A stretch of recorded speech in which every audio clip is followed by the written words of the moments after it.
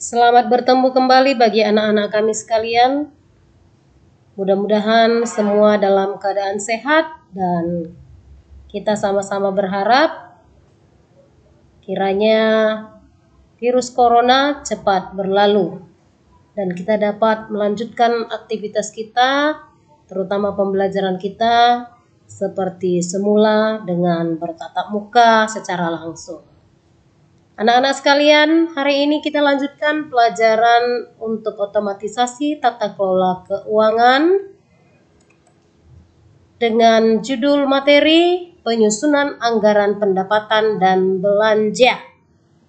Kompetensi dasar yang akan kalian pelajari pada pembelajaran ini ataupun yang akan kalian dapatkan adalah yang pertama menerapkan penyusunan anggaran pendapatan dan belanja, dan yang kedua menyusun anggaran pendapatan dan belanja. Anak-anak sekalian, materi pembelajaran utama yang akan kalian pelajari sehubungan dengan kompetensi dasar tadi dibagi dalam 3 bagian. Yang pertama, penyusunan anggaran, kemudian yang kedua, pelaksanaan anggaran, dan yang ketiga, pemeriksaan dan pertanggungjawaban pelaksanaan anggaran. Nah, inilah materi pembelajaran yang akan kalian dapatkan. Kita masuk pada bagian yang pertama mengenai penyusunan anggaran.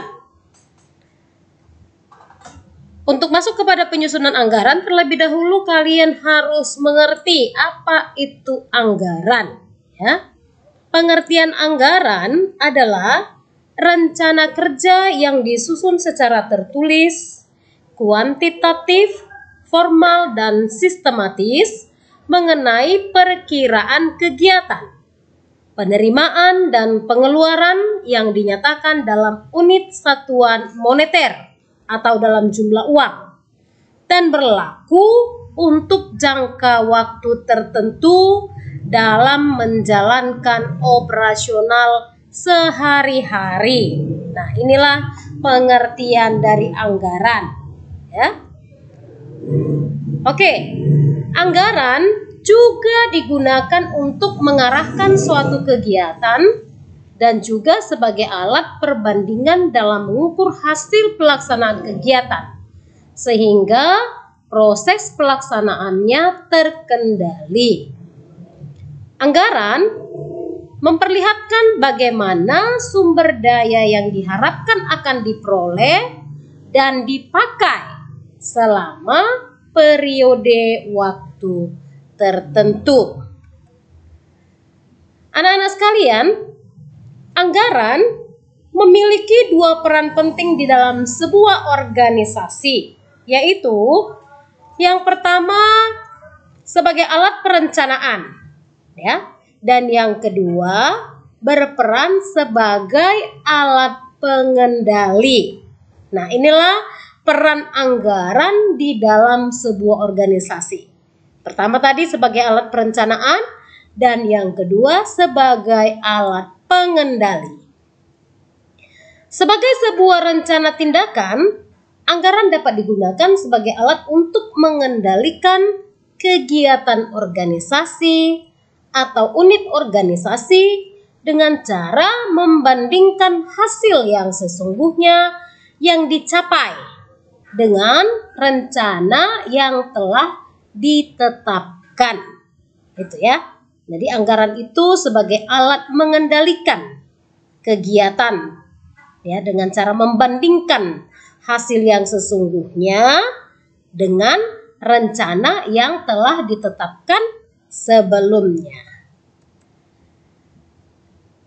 Sampai di sini anak-anak mudah-mudahan dapat memahami dan mengerti mengenai penyusunan anggaran, ya, mulai dari pengertian tadi.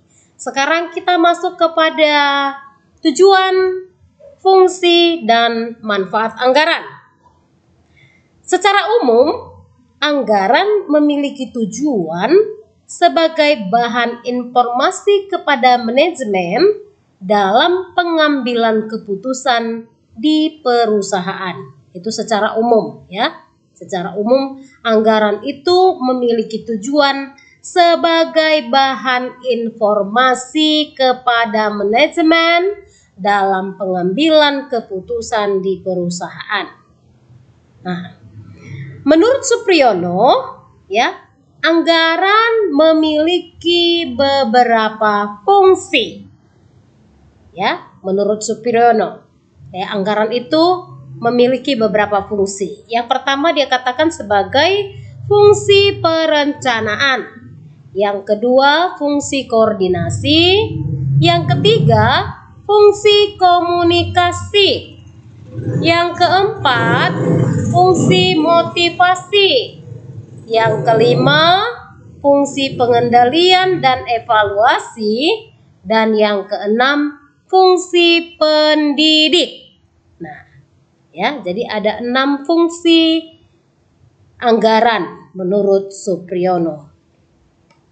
Selanjutnya, beberapa manfaat anggaran. Jadi manfaat anggaran dengan fungsi tadi sebenarnya saling berkaitan, ya. Nah, jadi beberapa manfaat anggaran itu, satu, dikatakan anggaran sebagai alat perencanaan atau planning tool. Yang kedua, anggaran sebagai alat pengendalian atau control tool.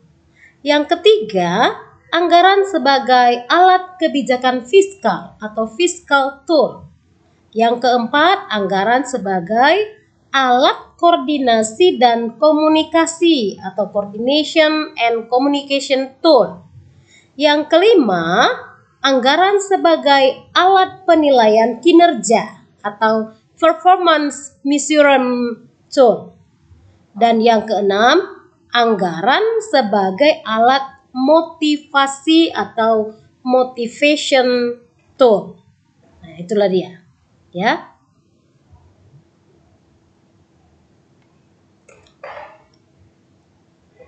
Selanjutnya, ada berbagai jenis anggaran, ya. Ada berbagai jenis anggaran, yaitu dibedakan atas anggaran operasional dan anggaran keuangan.